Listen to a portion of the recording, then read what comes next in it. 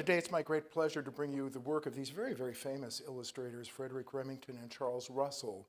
Our last lecture looked at illustrators who were on expedition to the frontier during the first part of the century. But now, as we come to the end of the 19th century, and with the closing of the western frontier, we see the full blossoming of the West as a myth as much as an actual geographical area. So we're going to be looking at the myth and the reality of the frontier in the 19th and the turn of the 20th century. A big thing was the 1890 census and what we call the closing of the frontier. That is, in that census, it found that there were less than one person per acre. White person, the Native Americans, they didn't count. But they considered the frontier closed because there were no areas where there weren't at least one white person within an acre. And so they said at that point the frontier was closed. A few years later, Frederic Jackson Turner, a historian, produced his very influential frontier thesis at the World's Columbian Exposition of 1893.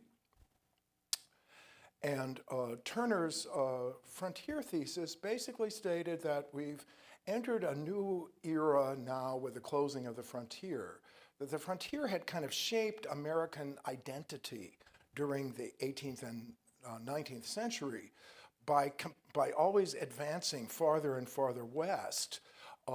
And he stated also that when you go west to the frontier, you move into a more primitive-like state of greater relationship with nature and what he would call savagery and civilization, that line between them. And of course, we don't think of things that way anymore, and we can see that this thesis is very kind of racist. But still, it was very, very influential that this frontier sensibility of always pushing it a little farther and a little farther and always kind of staking out a new land, that this really influenced the American character, national character, I think he would probably call it. We should tell you that the World's Columbian Exposition was a strange thing in Chicago about 20 years after the Great Fire had destroyed almost everything in the city. They built this kind of a strange, this was called the White City. Most of the buildings were sham buildings. They were just fronts made of plaster with no building behind them, to give an idea of this Renaissance kind of new arising like a phoenix out of the ashes of the fire. But part of this that's kind of disturbing is that there was a Midway Plaisance, it was called, where they did kind of a festival of nations. And really what it was not so much a celebration of diversity and ethnic difference, but it was more a colonial look at the subjugated peoples. And among other things, what they had as part of the Midway Plaisance is they brought in Native Americans to do dances and to have teepees and to make corn and stuff like that, which is interesting because they were sort of like, you know, at the zoo almost, the way people were watching them. So it's a very kind of strange and complicated thing. And Turner's thesis is part of that ball of wax that I don't want to get into, but at some point we probably should do a presentation on it because it's such a strange phenomenon. Oops, okay. So let's first then look at Frederic Remington. This is the young Frederic Remington.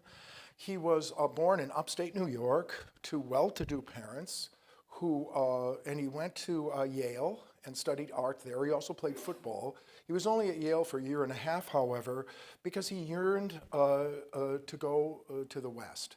And when he was 19, his parents let him travel to the West. And he spent a couple weeks, and then for the next couple years, he went back a couple times to the West. And he loved the West. He loved not only the reality, but the whole idea of it, the idea of the frontier. This is how he looked near the end of his life. He became very corpulent. I was trying to find there was a picture of him on a horse where the horse's expression but he weighed over 300 pounds and he was about my height when he died at the very early age of 48 of an appendicitis attack. Okay, so when he went out west, the West was ending. There were no more open ranges where the cattle were going. Instead, they were farms. And here's an example, one of his paintings from later on, not from this early period, but that shows the gated fence that no longer could the cattle roam freely, or the buffalo for that matter, which had been decimated to under 300 buffalo by 1910 or so. So he kind of bemoaned the ending of this frontier, and he was very much into the fantasy of the cowboys and how they were kind of closer to nature, and how and so he romanticized the ideas very much, and then came back to New York. He had several attempts before he really went into illustration. He had attempted a couple different things. While he was in Yale, his father died prematurely. His father was an abolitionist. And was involved in the war between the Civil War, and so what was my point? So he, when he was out there, he tried opening a ranch that failed. He tried as a silent partner in a saloon that also failed. His little inheritance was pretty much done, and he returned to the East. And he decided to try to make a living as an artist. But all he had was a year and a half of training at Yale. He took some classes at the Art Students League, which a lot of illustrators did at that time. It was a free service where there were models and there was teaching, but there were no grades and that sort of thing. So this was, a lot of illustrators were involved with that. And he also met a lot of illustrators and also met editors like Charlie Parsons, who ran Harper's.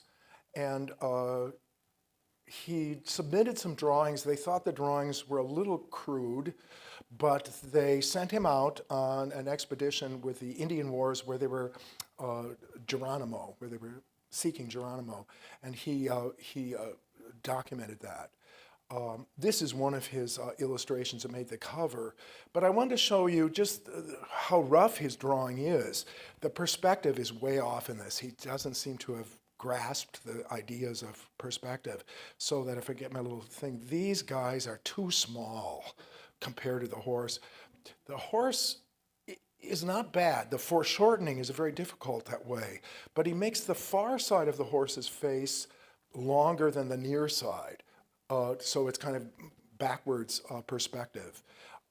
And this is the reason that a lot of the drawings, this is one of his original drawings, a lot of the drawings that he did for it had to be redrawn by artists at Harper's who were more adept at drawing.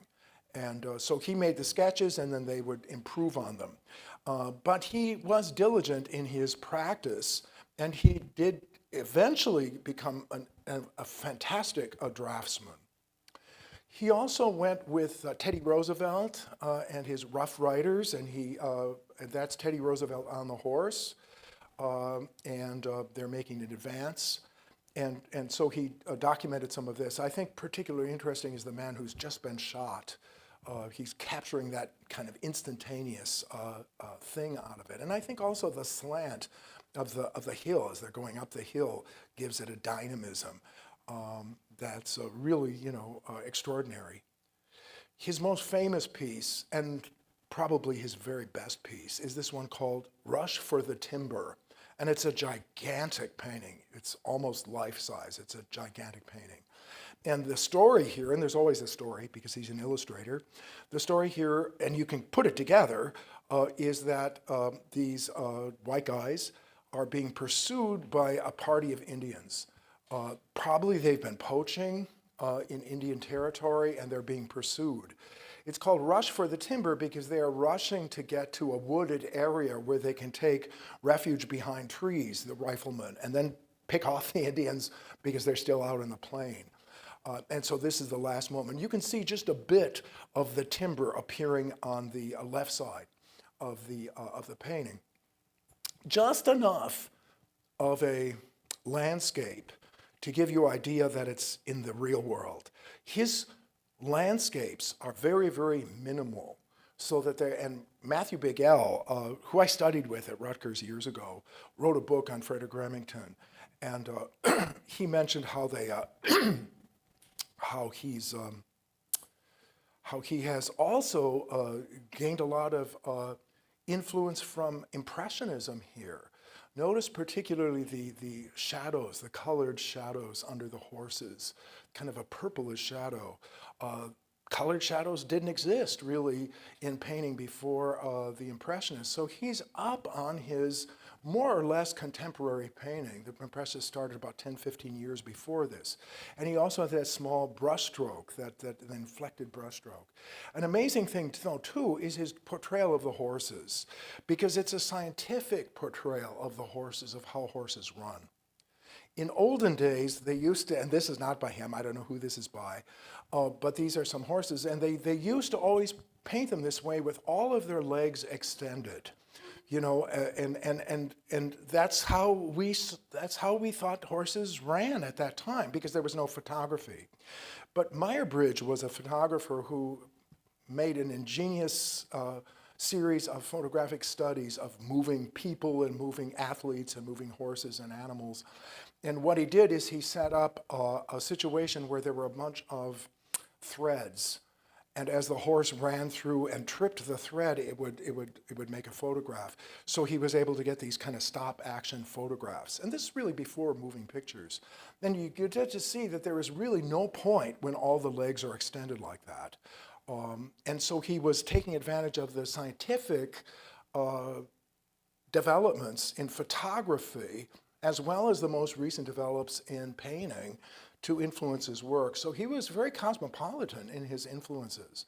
I wanted to point out here, it's a little pixelated, but those colored shadows that give it such a realism and reflect so much that intense light of places like New Mexico and Arizona that have that cool shade, but that yellowish light. But he's very well known for his bucking broncos as well. And here's one, and you can see all legs all the horse's legs are up in the air. This is a bronco buster, which is someone who's trying to break a horse or trying to get a horse to allow someone to ride him. You have to really train a horse because their natural instinct is to throw off anything that's on it. So, but he was very much into horses, even as a young man. So he kind of knew the psychology of the animal and really understood horses. That's one thing I think we've lost in our modern world with cars, is that even though we call cars she and things like that, where it's an animal, it has a personality, and you have a relationship that goes back years with your means of transportation. And this is something that he missed, I think. And so, an interesting thing is that he's always kind of looking back. And Bigell says that this is the creation of what he calls the Old West, and a lot of people have called it since then. And what he means by that is that a look backwards in history, illustrating not the West as it is today, but as it might have been 20 years ago or 30 or 100 years ago. And there was that kind of looking back at history. So that became the Old West. In our first lecture in this series, we had looked at illustrators who were actually on expedition, exploratory expeditions to the West, and they were chronicling what they saw in the present. However, this is not true with these artists who now, after the closing of the frontier, look back kind of nostalgically at the past. And in some ways, they could even be thought of as history painters in some sorts of ways. He also, at a certain point, began doing bronzes. And they're really incredible bronzes because they do seem almost to defy gravity. He has a real natural knack for doing these. And of course, bronze is not carved. Bronze is poured into a mold, and the original is usually a clay core covered with a thin coating of wax. I mean, not too thin, maybe a quarter of an inch. So you have to be very good with wax. You're actually sculpting with wax. And then you make a mold. And where the wax had been in the mold, you heat that up and the wax drips out, and then you have an empty space where the wax had been. That's why they call it the lost wax process. And he was very good at this because you know, it's really difficult to do. Bronze has quite a bit of tensile strength, but it's still difficult to get it to balance that way and not fall over and not be top heavy. So he really knew his sculptural form. And this is really incredible of an artist who had so little training. I don't think he had any training at all in sculpture. It was just completely an intuitive thing. He also, did images of Indians. He's a cowboy and Indian Native American, subject matter. This one I think is kind of extraordinary because none of the horse's legs touch the ground. So it's supported on its sides. You can't see it by that kind of a trunk or that brush that's behind it. It's supported that way so that he really seems to defy gravity. David Smith, the abstract sculptor, he said that's the dream of every sculptor is to defy reality, to defy gravity. Here's another one he did. This is called Coming Through the Rye. And again, here, these guys are just shooting it up and having a good time. The guy on the far side over there, again, the horse, all 4 feet are off the ground. So he's really looking at these Meyer-Bridge photographs and trying to reproduce them and kind of trying to do, because there are very few legs that actually touch the ground. So he's very skilled at doing this. And the mold maker also, there are a lot of detail in it so that he began doing these. And I think altogether he copyrighted 24 of these.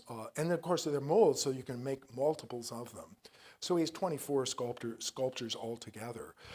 He did a very large version of this, cast in plaster for the World's Fair at St. Louis. I think it was 1903.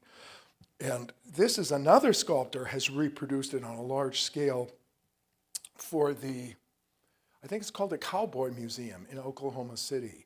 And so it's a life-size scale thing. And here they are kind of from the back. And you can see, again, this is the one horse that's just completely leaping off the thing. So it's a technically tour de force. He also wrote and was a storyteller, and here he writes The Way of the Indian. And although he was not particularly sympathetic to the Native Americans in many ways, as we will see. Look at some of his depictions of the Native Americans are here. They've captured a person and are taking him back. And so they're often imploded as the bad guys instead of the good guys. And that goes along with the general treatment of Native Americans during the 19th century. It's not what we agree with now, but it was very much of that time. And I think the skull of the bison also is a harbinger of death. I wanted to point out too, and Beguel also mentions this, that the landscapes behind the figures, not only in this, but in almost all his paintings, is very, very minimal. It really is almost not a specific place. It's just sort of enough of a setting that you feel it's the West, but it has no specificity to it that makes it be a certain geographical area. And Beguel thought that this was because it's a fantasy of the West. It wasn't what was happening now in the West. It was an idea of what had happened previously. So he sets it in a sort of very minimal sort of landscape setting to suggest its eternal aspects and its sort of out of history, out of geography, a sort of idealized, mythicized sort of West of the imagination. His depiction of Native Americans often were tragic. This one's called The End of the Trail. And you can see the sun is setting, the Native American is slumped over as if and the horse looked like it also could be dying.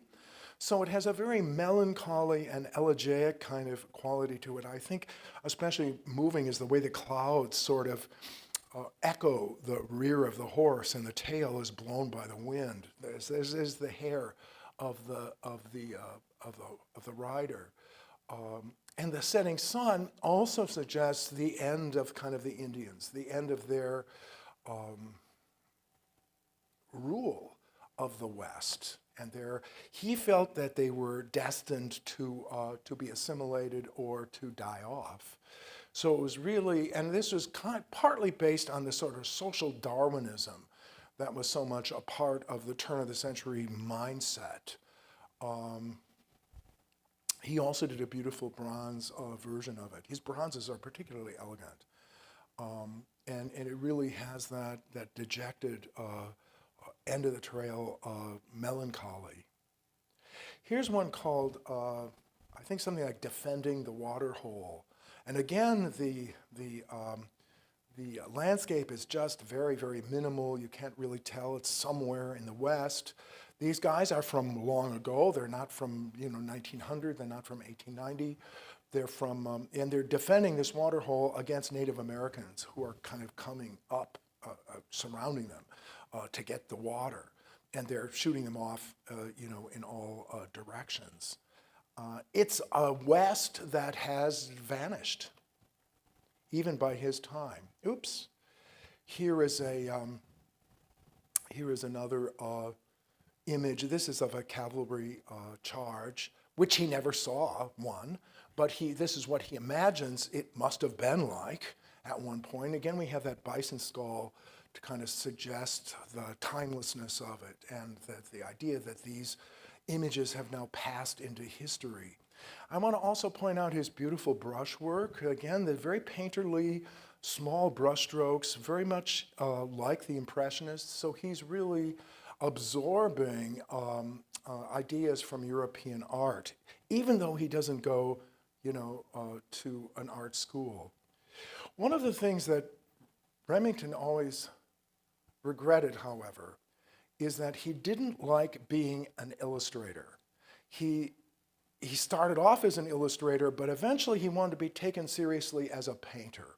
And as you're probably aware, there is a great prejudice on the part of many art historians and many painters that illustration is not really art. It's commercial art. So that it's not really worthy of being shown in a gallery. It might be good for a book, it might be good for an illustration to a story, but it really wasn't art, like James McNeill Whistler, like Monet. And he always aspired to do that. And it was very difficult for him because part of it he didn't have any formal training. He was made into an associate of the National Academy of Design in New York, but he never made it to full membership as an academician. And part of this was because of the prejudices against illustration on the part of the Academy. The American Academy of Design is still in New York City, and now they're avant-garde. But at this time, they were very, very conservative. And one of the things that they looked at very carefully was classicism. They were inspired by French academic classicism from the 19th century, with a very smooth surface where you can't see any brushstrokes, with a classicizing idealized images of men and women or gods and goddesses. They were enamored of the Renaissance. And in fact, there was kind of a retrograde movement, I don't know if you call it a movement, but a tendency called the American Renaissance. And that World's Columbian Exposition was really kind of also an embodiment of this kind of aesthetic. And one of the things that the National Academy really disliked was anything that was too American. They were so self-conscious about America's secondary role in the history of art that they disliked American subject matter. So, for example, although the Academy had been originally founded by members of the Hudson River School of Romantic Painters, the Academy, by the end of the century, had completely turned their back on that sort of romanticism, that sort of Americanism, that sort of self-conscious newness. They wanted to blend with part of this history that they could trace back to the Renaissance.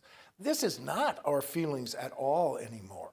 In fact, the American Renaissance has been sort of buried in art history. You have to kind of dig it up because it was a movement that just didn't go anywhere. especially after the First World War, when modern art, modern architecture and design began to move in. So he was kind of doomed from the beginning, although he's very skilled by this time. But his impressionistic technique, although it's European, it's not classical European. They would see modern European art as kind of the enemy of tradition. So he was always trying to do this, and it's too bad because he's really much better than any of those academic artists from the National Academy of Design. The same thing was true in the Pennsylvania School of Academy of Art, where Thomas Eakins, the great realist, was fired because of his realism, because he wasn't idealistic enough. That was that and letting female students see the unclothed male nude models. That was the straw that broke the back. But so we have an artist like this who's very, hip to European avant-garde tendencies to a certain extent, but at least Impressionism, but was not able to be seen, as legitimate by the Academy, which he always desired. He also,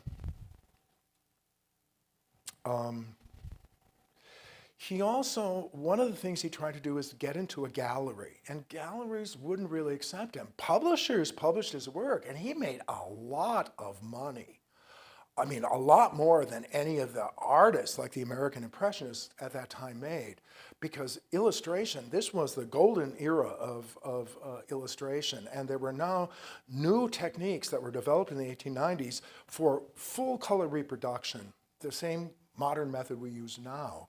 And so it was a great heyday for illustrators. But at the same time, because it was popular, because it wasn't elitist, it was looked down upon by the Academy. And even now, there are traces of that I find. I remember when I was an art student myself many years ago, one of the things they'd say, criticism would be, it looks like an illustration, as if that's an insult, to a painter. So he was always kind of trying to rise himself out of this secondary condition, and he made more money than any of the people teaching at the Academy, but he was considered an outsider. Eventually he got Collier's magazine, which is a big national magazine, to publish 12 paintings, reproductions of 12 paintings by him every year, one a month, and they would run one every month. That's a lot of money, $1,000. And that was not for the painting, that was just for the copyright. That was just for so he got to sell the painting on top of it. But it was hard to find gallery representation for an illustrator like him. So he was always trying very hard to accomplish that. In 1907 or 8,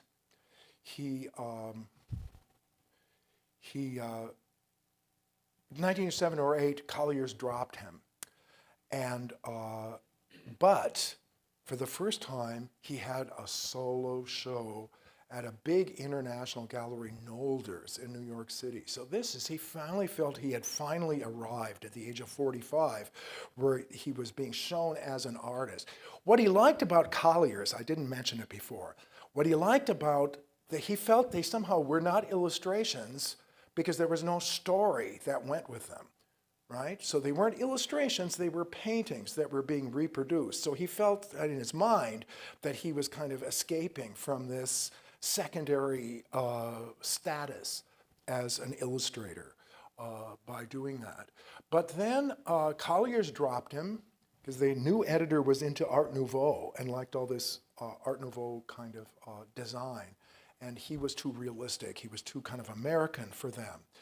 But then at the moment of his kind of triumph by having a solo show at Nolders and everything sold for very high prices, an article came out in Collier's called Wild West Fakery or something like that, Faking the Wild West. And what they did, and this is a model of his, he lived in New Rochelle. He hadn't really traveled to the West all that often. when he was a very young man, he went, it really impressed him as an idea, as a myth. And it was, by the way, a myth that was very gendered, a masculine kind of place, where a man was a man, he had his rifle, and he was his own person. And this is a photograph of one of his models in New Rochelle, and he worked from photographs. He used them almost like a sketchbook. But I thought this is an interesting photo. This came out, there was a show at the Smithsonian in the early 90s, and it was called America as West. And it was really condemned. And it was supposed to travel around the United States, but it didn't. It ended there at the Smithsonian. And that's because it had stated that a lot of this, that he had, well, see, what he did is he lived in New Rochelle, but he faked a kind of a cowboy accent, a Western accent. He never lived in the West. He was from upstate New York, but he had this kind of cowboy thing, and he would tell these tall tales. And I think he went to a lot of these big 7-course meal banquets where a couple of glasses of sherry later, he was telling about the cowboys and all these sort of things. And this guy said it's just all fakery. He's from New Rochelle. He's hardly been to the West. He paints a fantasy, and he's just a big phony baloney. And it really, really hurt the artist personally. And a few weeks after the appearance of this article, he took about 60 of his paintings and burned them in a bonfire. He was too sensitive to criticism, But also, well, let's do these first. I think some of his most interesting, technically some of his most interesting, as well as some of the most romantic, some of the most mysterious works, are his night scenes. And he starts doing these night scenes, like this, for example, the stagecoach, in the moonlight. He called them moonlight scenes. They remind us a lot of fairly contemporaneous work by James McNeill Whistler. And you're probably famous with the I'm sure famous, you're sure you are familiar with the famous picture of his mother, Whistler's mother. That's, however, not the title of the painting. The painting was composition in gray and black. Because what he wanted to show was that an artist should be working with purely visual phenomenon. And the artist should not be a storyteller. Right? So even in a picture of his mother, I should have brought it in, but it's so familiar that you know it already in your mind. Even in something as intimate as a picture of your mother, he was able to remain very cool and very aloof and just treat it as a series of kind of richly colored grays and blacks in a composition. So he was a precursor to some of the abstract art of the 20th century. Whistler was an American, but he was an expatriate. He lived in London. And one of the things that Whistler did, besides the picture of his mother, were these beautiful nocturnes, these pictures at night. And he was a realist, so he was showing us, contemporaneous things, not things from the past. But for example, in this, the wonderful mist, the moonlight, the blurring of the edges of things, they're just these very delicate, beautiful, almost abstract paintings. But of course, Remington was very wed to the idea of illustration. He was wed to the idea of storytelling, that a painting should not just be about colors and form and light and shade and tonality and composition, or those formal elements, but it should always be a story. And he purposely did not call them nocturnes because he didn't want to be associated with that aestheticism of Whistler and his groupies in England. But he does like this Stagecoach by Moonlight. It's a really beautiful rendering of it. But I should point out, by the time he did this in 1903 or so, turn of the century, there were no stagecoaches left. People did not travel by stagecoach any longer. They traveled by train. This was a modern world. So again, he's always recreating kind of a mythic past, right? He's always working out of this myth of the West. He also, does some beautiful, the nocturnes are my favorite things by him, this wonderful, this Indian opening up his arms to the starlit skies as just this nature's bounty. And again, the landscape is very minimal, all with these blues and cool grays. Here's one of women, of Native American women, after the buffalo has been slaughtered, they do all the work of cutting it up, making it into meat, making the hide into what they called buffalo robes, which were used in trade. So he was aware of the differentiation because the men hunted, but the women were the ones who did the work of carving up and utilizing the buffalo, and they used every part of it. It's amazing that the Native Americans lived with buffalo for years and years. They already had the horse by the time white settlers pushed that far because horses were introduced by the Spanish into Mexico, and then there were wild horses. They had already tamed horses, and they were already hunting buffalo. One wonders, what were the Plains Indians did before the horse? Because their horses were not native to America. We don't know because their history has not been written. We have to look for archaeological evidence or storytellers to tell us about, I wanted to close my discussion of Remington with this very wonderful picture of a wolf at night. And, and he's kind of a lone wolf himself. I think he kind of identified with this theme of the wolf. I should mention, though, there is a darker side to him. He was really a racist. And when you read his letters, which are not usually published because they're very offensive, he uses all those bad words that we don't use anymore to refer to the Chinese, to the Irish, to the Jews, to all that. He was very prejudiced. And lost a lot of respect for the artist as a man when I began to read how, his racist ravings at some times. He was really a racist. And it's interesting because his father was an abolitionist.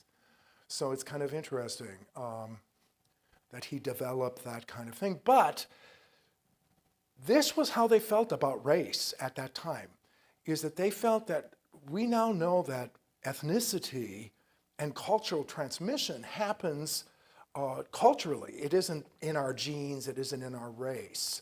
So, but at that time, they thought they were essentialists, and they thought there was an essential Indian nature, an essential black nature, an essential white people's nature, right? So they were looking for this American national character. But we now realize that cultural transmission is not by race, but it's all by ethnicity. And one of my favorite things I always say is, if you took a Chinese baby and raised him in Rome, he would cry at the opera like Italians, because it's a cultural transmission. It's not a racial thing. So they completely misunderstood that. And I wanted to point that out, not because I'm trying to, lessen your love for the artist, really, but just to show how all-pervasive this kind of attitude toward race was during this time. We should be aware of that when we're looking at it and look at it through that kind of a filter. Okay, Charlie Russell. I must admit, I really love Charles Russell. I love him as a man as well as an artist. He was very, very different in character than Remington, although he was very influenced by Remington. He was just 3 years younger than Remington. I think he was born in 63 or 64, 1863, 64. He was not born in New York. He was born in St. Louis, Missouri, to well-to-do parents who were educated. And they wanted him to become a businessman. They wanted him to become educated, but he was not good at school.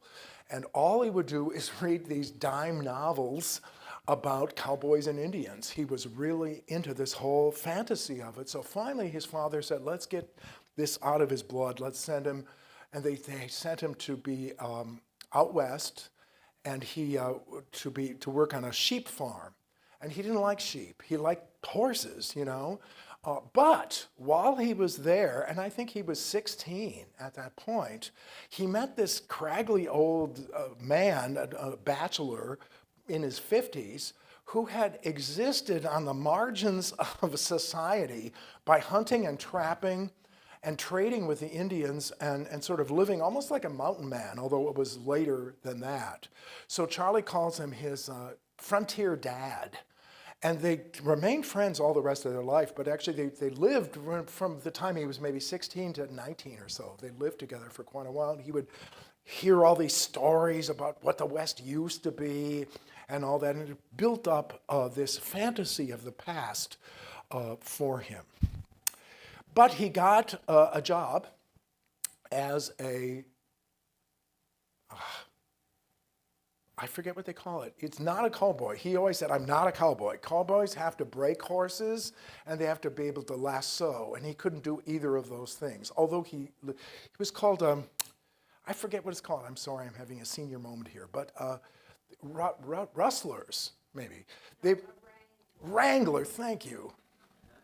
A wrangler. And what that was is usually young men that would watch the cattle at night so that no one stole the cattle or none of them wandered off or anything like that, so that he had his days free to devote himself to art. And he was totally self-trained. He just looked at things and drew them.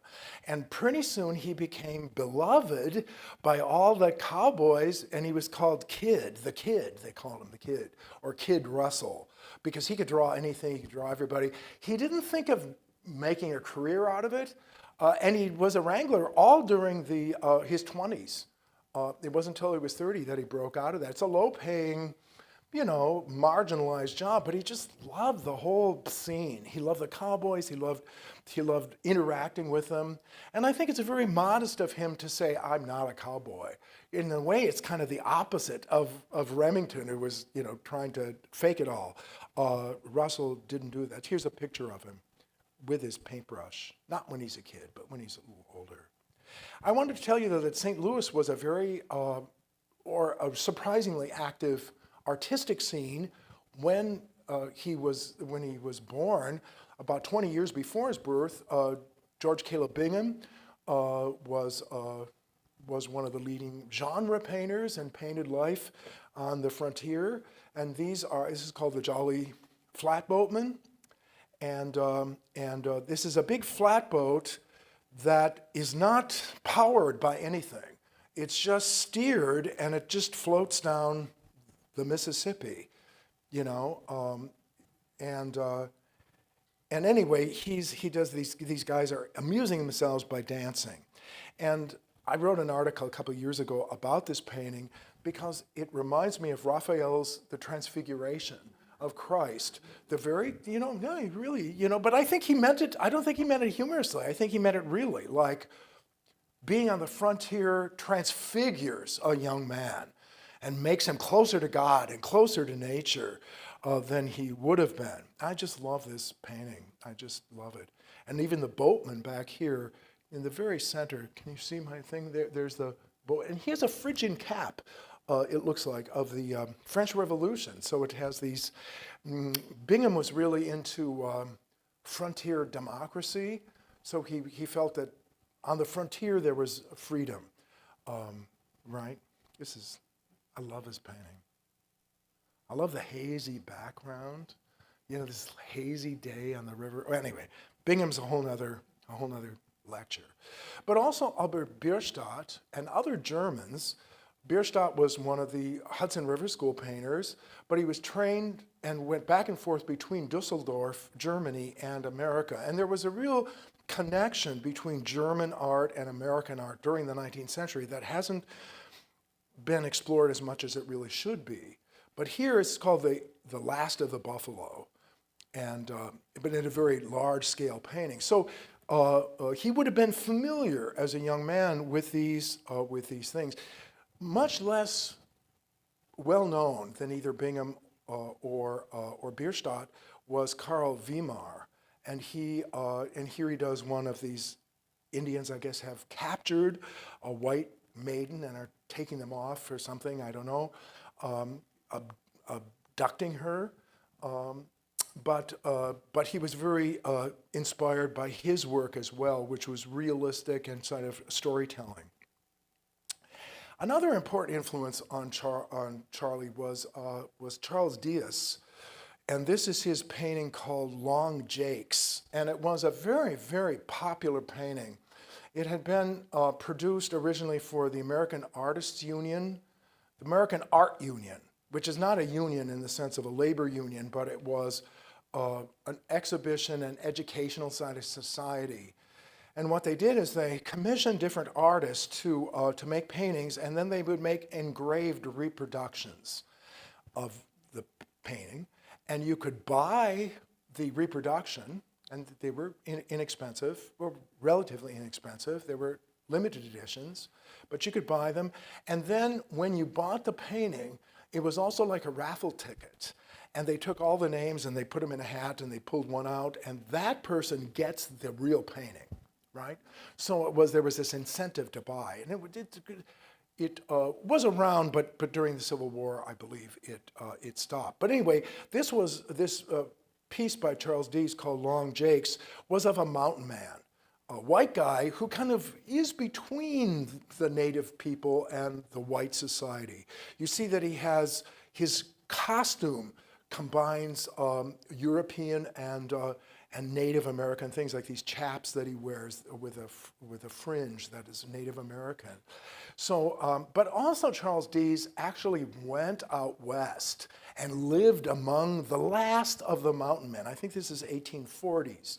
And so he kind of brought back this legend of Long Jakes, or of this mountain man who is self-sufficient, who can communicate between white society and native society, is in touch with nature, and it's kind of this free masculine domain. I think a lot of East Coast young men fantasized about the West as this place where you're really free and you really got your own thing, and you don't have to answer to the boss, and you don't have to go to church, and all that sort of stuff.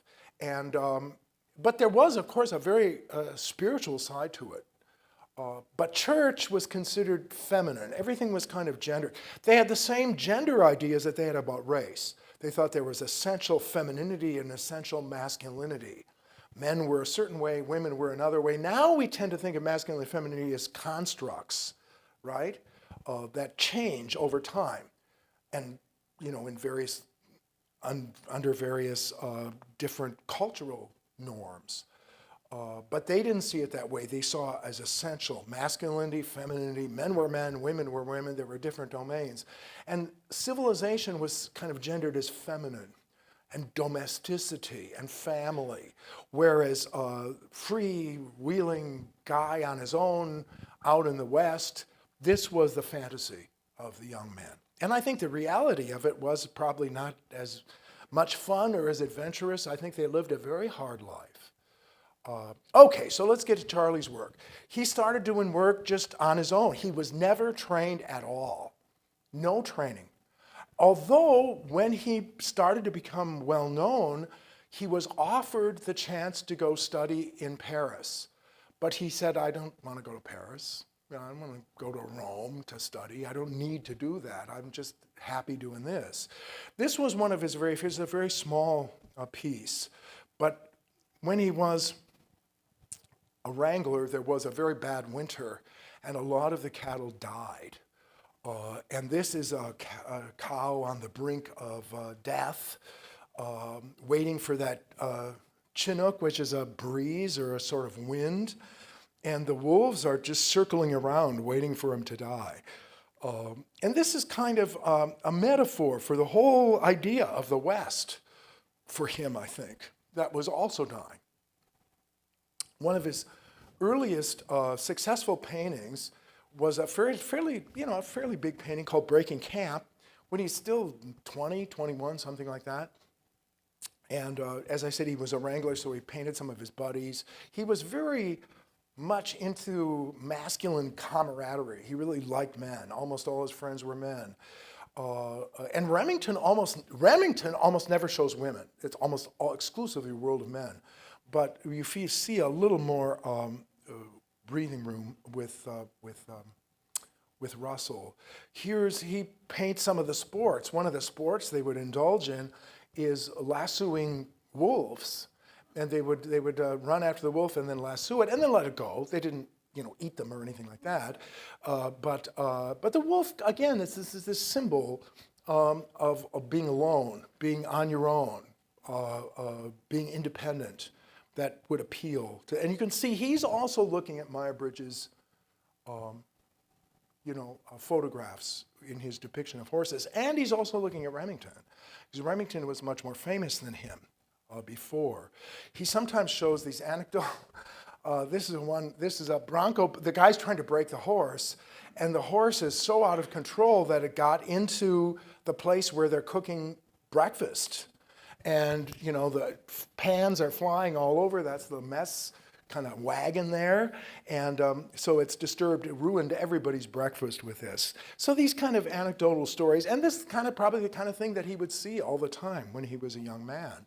And he was very satisfied to just kind of be a wrangler and do these sort of, and be the kid that all the guys liked and wanted him to draw pictures of. He was, and I think he shows an extraordinary talent for someone who's totally untrained. He's just someone who just looked at things and drew them, And he looked at illustrations. He looked at Remington's, engraved illustration, stuff like that. He wasn't, immune from all that. But he was very much more part of the world and was kind of depicting this world that he actually lived in.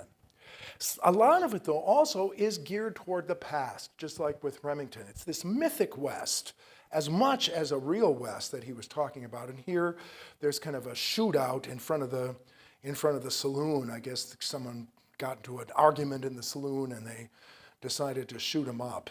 And so he's doing this. He's always a wonderful storyteller. And not only a storyteller in drawing and painting, but also a storyteller. I mean, he would tell tales, and he would write as well.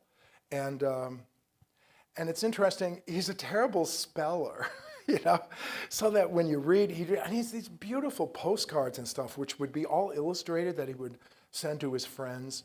He never really, it wasn't until he married in his early 30s, he married a young woman who was just 17 or 18, something like that. She was very young, and I forget, Nancy, I forget her last name, but she was a business person. I mean, she really saw, okay, we're going to make this into a career, and so she really handled all the business, and he loved that because he hated that kind of stuff. He just wanted to hang out and, play. And she really said, okay, you should write these stories and we should get them published and so forth. So she was a real entrepreneur. But she never tried to influence him artistically.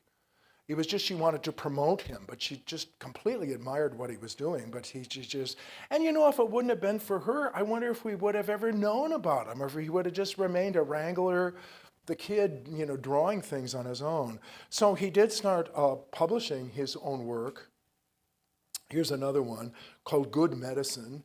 And this is about, the Native Americans. He had an amazingly enlightened view toward the Native Americans for his time. He really was very sympathetic, and he often showed the Indians as tragic figures that had been deprived of their rights by greedy white people. And so he really kind of yearned for a West before the encroachment of white people. So he kind of idealized this native thing. And some of them are just really beautiful, and you can see the respect he has. This is a medicine man. We don't use names like witch doctor and medicine man anymore. They're called a shaman or a ritual technician, sometimes they're called. No, really, that's what we call them, to be, witch doctor. That sounds, because often the person who was the holy man, who talked to God and all that sort of stuff, had dreams. He was also the person that made the medicine that would cure you if you were sick. He could diagnose and cure you. So they combined sort of like the idea of a priest and a doctor together. And so here he is, I guess, blessing the sunrise or something like that. Beautifully executed too, wonderful colors. Very respectful. And here are some native people coming to do trade, and they trade especially buffalo skins, or they were called buffalo robes at that time because they were the whole hide that was used for a number of different things. And he shows, Remington shows, if you take all his work, most of it is cowboys. With Russell, it's the opposite. It's mostly Native Americans that he's painting. And actually, he lived for a while with Blackfoot Indians, Blackfeet, in Canada, just over the border. He lived in Montana most of his life during his career. That's where he was a wrangler and so forth. And he lived for a while on a reservation. And although he didn't speak the language, we think that there were some half-blood people, so that was what they called mixed racial people, that could kind of go back and forth, but that he was a friend of this one reservation. And there was a show that came up about 15 years ago, and in the catalog there was this thing by a Native American person who said that his grandfather had been a friend of Charles Russell, and Charlie sent him all these postcards and stuff, because I guess he must have spoken English with drawings. And when they buried, he had them all over his mirror and all. And then when they buried him, they buried him with all the things that Charlie had made. So this is a real kind of intimate relationship, a crossover kind of thing. Like Dances with Wolves, if you're familiar with that wonderful movie from the 90s. Here is they're there and they see the steamboat on the river, you see? And so it's called the fireboat. I guess that's what they called it, a fireboat, because it was steaming. And so he's discussing here. It's not just a picture. It's also, he's talking about the encroachment of white civilization on these free native people who are more in touch with nature and with God than the white people. And he sees the civilization of the West as a tragedy, not as a good thing, not as progress, but as a tragedy, as the ending of things, as the lack of spirit, of the robbing of people. So he had a very different sort of attitude toward it. Here's another one, and here they're bringing for trade, and there's another steamboat on the river there, but coming to a white encampment there, a fort, where they're going to be trading buffalo skins. It's interesting, the native people lived here, and there was just masses of buffalo, but white people came in and just shot them for sport. There were so many of them, they just would shoot them for the hell of it, and their carcasses would just lie there. And so, like I said, by 1910, I think there was less than 300 buffalo left. They thought they would become extinct, although now they have repopulated. It's good, the bison, I mean, the American buffalo, the dog there as well. He often did pairs of pieces that told parts of stories that were the same size. So they were like in installments. So this one shows a buffalo hunt, and not with rifles, which they would have used at this time, but imagining what it was before white contact, what the buffalo were like and what Indians were like. And the companion piece was this, which shows the women. So the women did a lot. The women had a very important part in Native American culture. And because one of the things they would do is, as they moved, they moved to follow the buffalo herds, the women would be responsible for moving everything and packing it up and taking it, as well as preparing the meat and the use of the hide and so forth. They did all of that labor.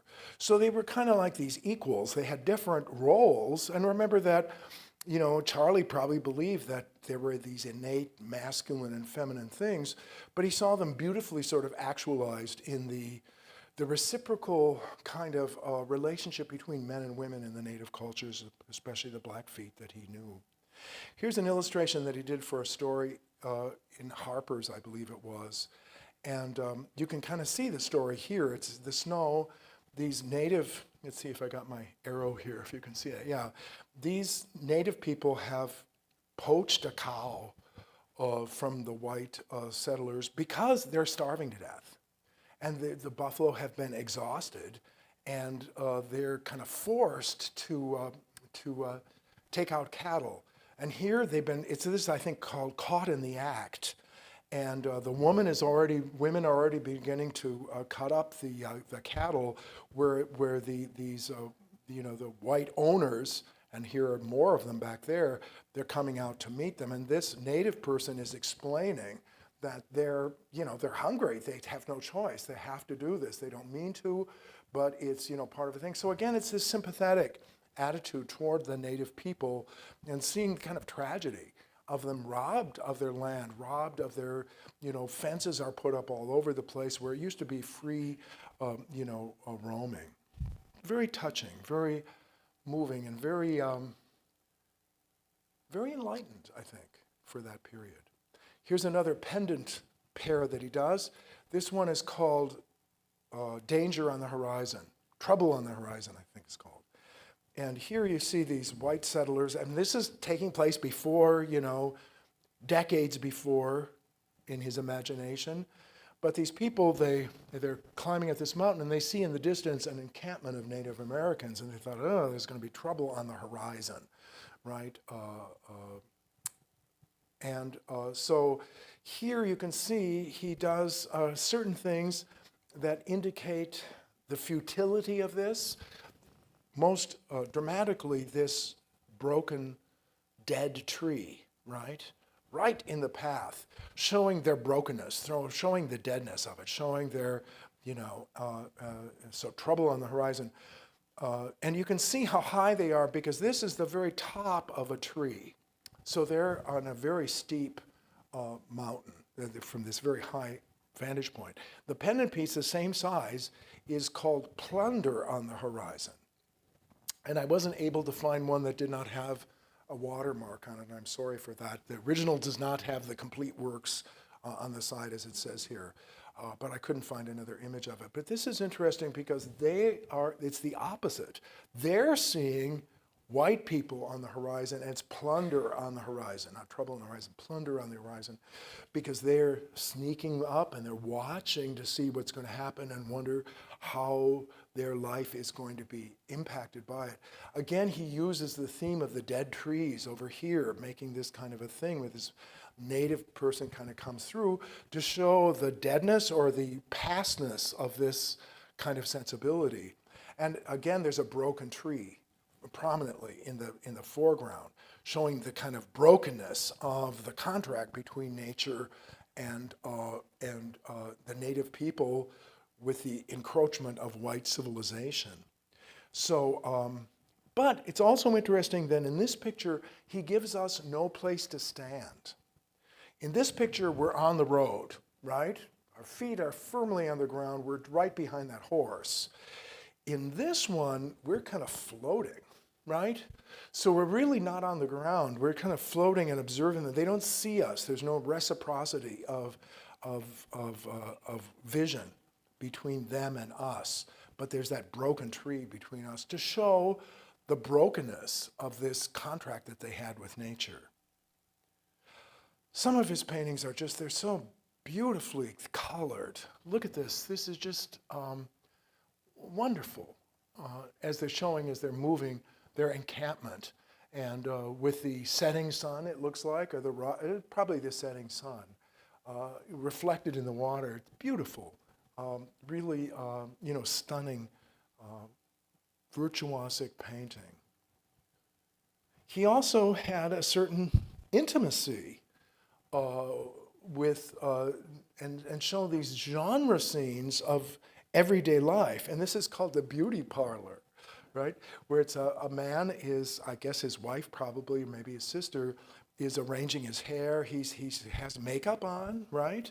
And so he's kind of showing that this is the equivalent of the ladies' beauty parlor among white people, is this sort of beauty parlor of the native people. And he's looking in a mirror. right? So that's a encroachment of white civilization as well, a symbol of that. He also does these interesting paintings. He says of Kioma, he calls her this native woman that he said that he had an affair with. There's a couple of them here. Here's another one, very sensuous. Look at the smoke, how it rises. I mean, it's like, this is, she's waiting for her man. That's really what the title of. This one is Kioma, but this is, she's waiting for her man. And it's the same model. Well, it's an interesting, an article came out about 10, 15 years ago, and I forget who the author was. It was a female art historian. And she, by comparing photographs of Russell's wife, she was able to determine that these are actually pictures of his wife, right? But her skin has been darkened. She's been put into native costume. And you think, why would he do this? And then claim it was an affair. She said it's because in Victorian society, white women could not be shown in such a sexually alluring posture. And she points out how in European art, this is by Jean-Dominique Eng, a French artist from the beginning of the 19th century. It's an odalisque, or a harem girl. And she has her accoutrements and everything. But the idea was that you couldn't really show white women with this kind of sexuality, this sort of sensuousness, that you had to displace it onto a non-white person. And in this case, in European art, it was onto these Mid-Eastern, North African, Arabic, Islamic cultures that they could make this kind of sexy woman that you could not really get away with portraying white people this way in Victorian times. So it's a very interesting thesis, I think, she puts forward. And it's really interesting, the dialogue between gender and race that's going on in these works. And it really was revealed by, a female art historian. That's not coincidental. A lot of women have entered the field of art history in the last 40 years. And they've really changed the game in many, many ways, and caused us to look with really new eyes on a lot of work that we had just gone over our heads before. So they bring an interesting new perspective to things. He's also just a wonderful landscapist, and the landscapes are very full. They're not like Remington's, minimal, just enough to situate you on the earth. Here they're very, very specific and very detailed. And this shows the buffalo before there were any humans, before Native Americans, before white Americans, just roaming as he imagines them to have been at one point. I mean, some of his animal paintings, I think, are really extraordinary. He captures the timidness of that grace that deer have. And look at how beautifully he depicts, and this is a little watercolor, but how beautifully he also depicts the fog. It's early morning. You can see that pink kind of glow highlighting the mountains in the distance, and the mist is kind of rising off the water as the day begins to dawn. And there the deer just noticing us, like that. It's just, aren't these exquisite? They're just really wonderful. Deer are a very important kind of symbol, not only, in American art, but also in German art. I could have brought in some cases of that as well. So again, here's this dialogue between German art and American art it's not. Art historians have concentrated so much on French art as a source that they kind of ignore some of the German influences. Just really, really very skilled. And watercolor are especially difficult techniques. Watercolor, it has a reputation of, amateurs do little watercolors. Watercolors are very much more difficult to do than oil paintings because they're very unforgiving. You have to leave the white. I could never master watercolor. But oil paintings I can do because they're a very forgiving medium. But look at how exquisitely he captures their character, how beautifully he does the perspective of the foreshortened deer. It's just absolutely exquisite. He also does bronzes. He saw some of Remington's things and he thought, I can do this too. And again, he emphasizes more the native thing than the encroachment of white civilization. But I think this is a really interesting one, and it's called something like The Scent of Man. And there's a wolf, and if you look closely, and this is a small sculpture. These are all kind of table-sized sculptures. See if I can get see, that's a bottle of booze, an empty bottle, right? So he smells the scent of man. He smells the scent of human beings, and he's reticent. He really captures the psychology of the wolf, I think, well, kind of, very, what is this thing? And it has all these implications as well for his interest in Native Americans, because Native Americans have suffered so much from alcoholism in the past and in this time as well. They never had alcohol until white people introduced it to them. And this is alcoholism we know now is particularly prevalent in certain ethnicities. So a predilection to alcoholism does seem to be related to genetics in some ways. Because some ethnicities, like Native Americans, like Irish, my family comes from, there's a very high incidence of alcoholism. And yet, it's funny that like Italian culture, where children are drinking wine, very, very low incidence of alcoholism.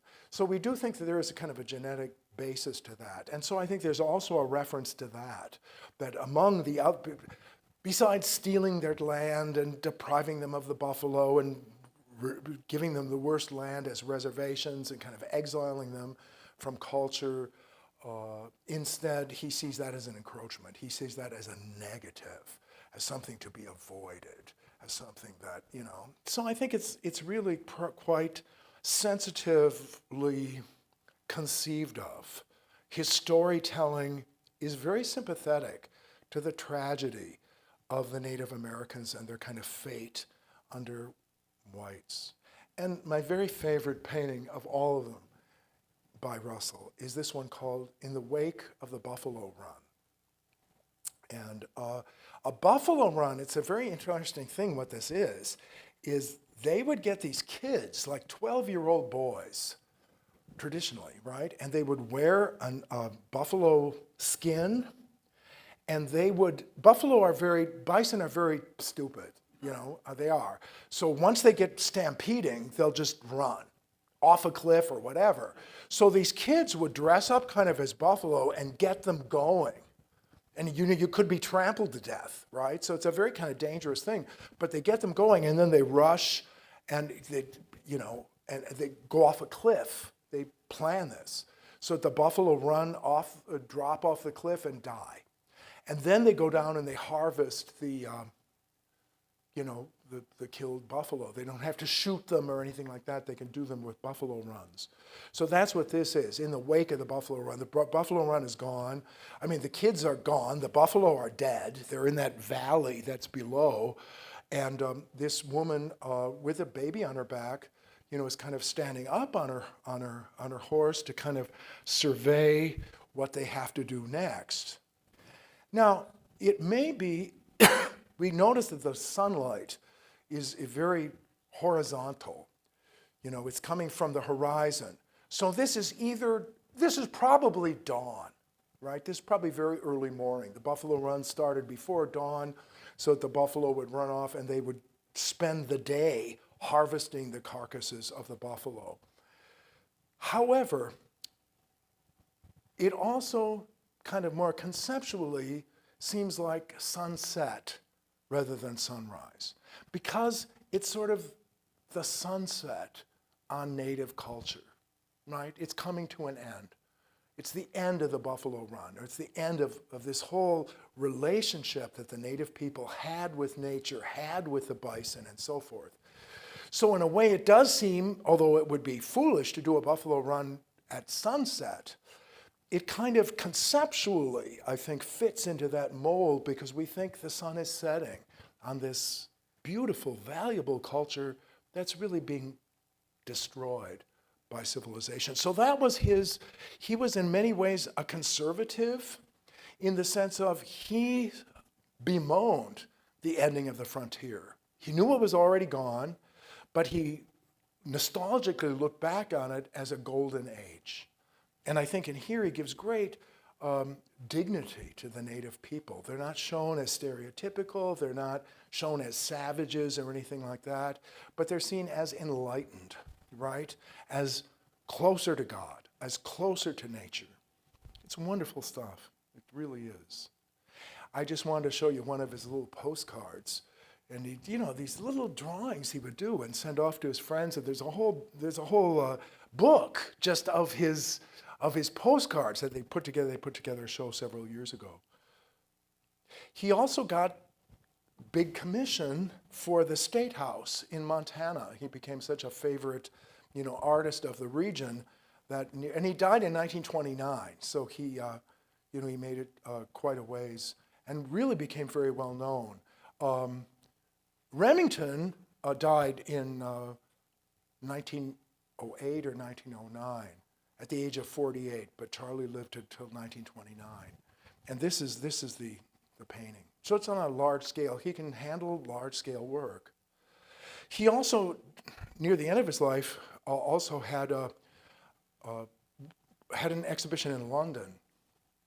An interesting story that one of the art historians in one of these books on Russell describes is that there was also a show of Luigi Russolo, which is Russell, the same Italianized name, was one of the Italian futurists. I should have brought one in, but they're very cubistic, kind of modern things that try to capture the modernness and the movement of modern life, often in very abstract ways.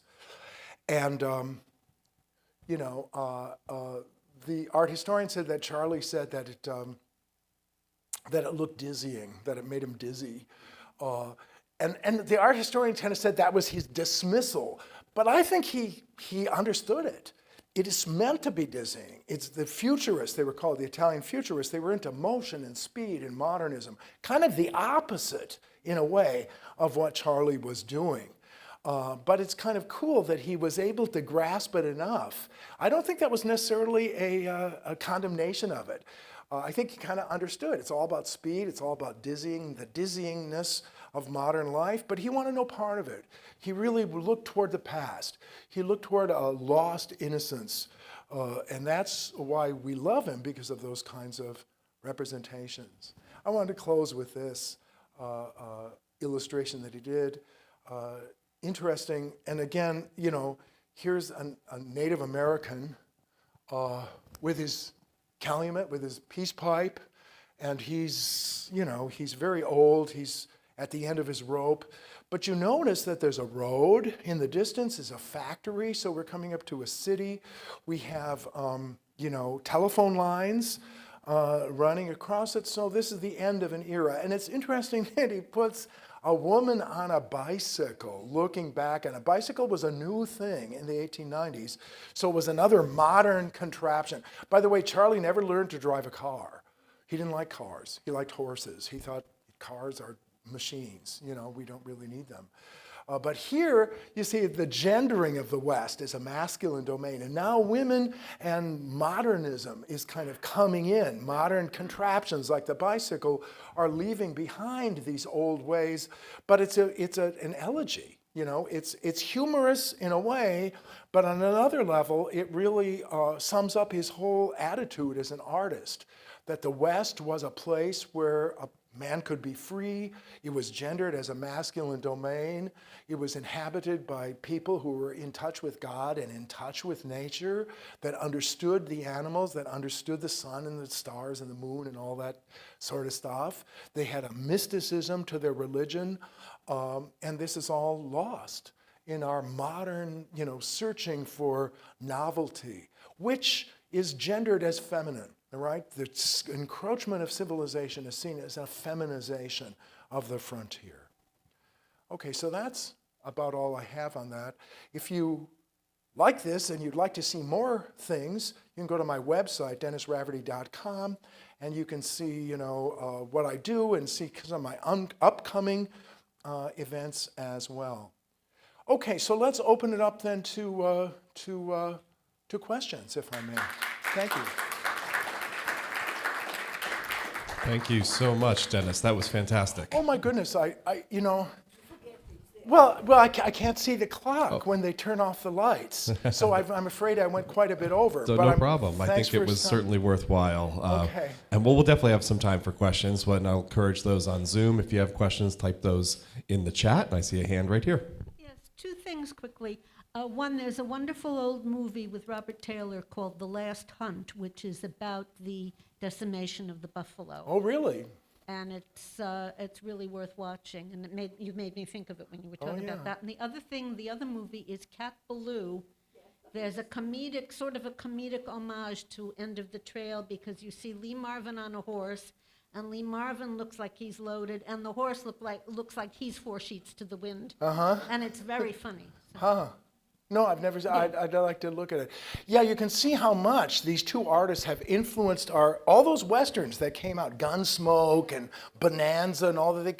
They take their stuff right from these guys, but these guys are not really showing what's happening. They're kind of showing an imaginary West, a West of the imagination. There was even a TV show, Dr. Quinn Medicine Woman, which is about a doctor who goes out west and she's working with the Native Americans to heal people. Yeah.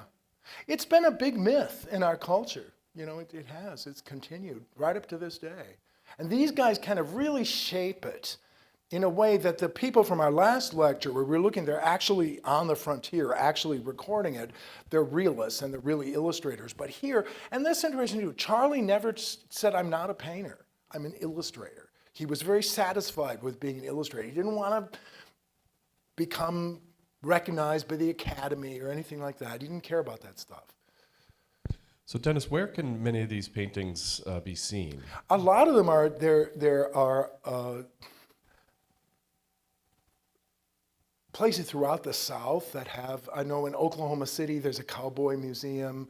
There are a lot of these things, I don't know exactly where they are. We're not taught the venue of these pieces, but their work is, in collections, and it's throughout the country, so you can see their work. They're prolific artists, both of them.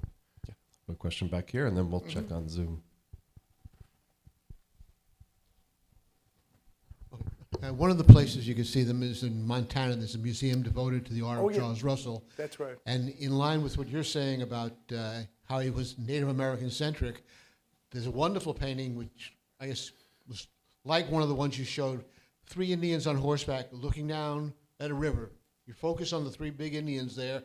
They're on a hill, and the river there, and a little boat is coming. It's Lewis and Clark. Oh. And the title is something like, it's in the museum in Missouri, in Montana. The title is something like The End of an Era. So completely Indian-centric. The white man is down there, little tiny thing. Yeah. But here it's going to change. It's interesting, yeah. So I'll check upstairs if there's any, no questions up there yet. So one other question I have for you, Dennis. Yes. This was a great sort of counterpoint of these two different artists who were obviously covering similar subject matter, but were very different in a lot of other ways. Can you explain a little bit why you think Charles Russell may have been so sort of enlightened or empathetic to the Native Americans? Gee, I don't know, because it wasn't typical of wranglers or of cowboys to have that sort of interest. They kind of dismissed the Indians as savages. So I don't know the answer. It's a good question, but something sensitized him, and he said these people are,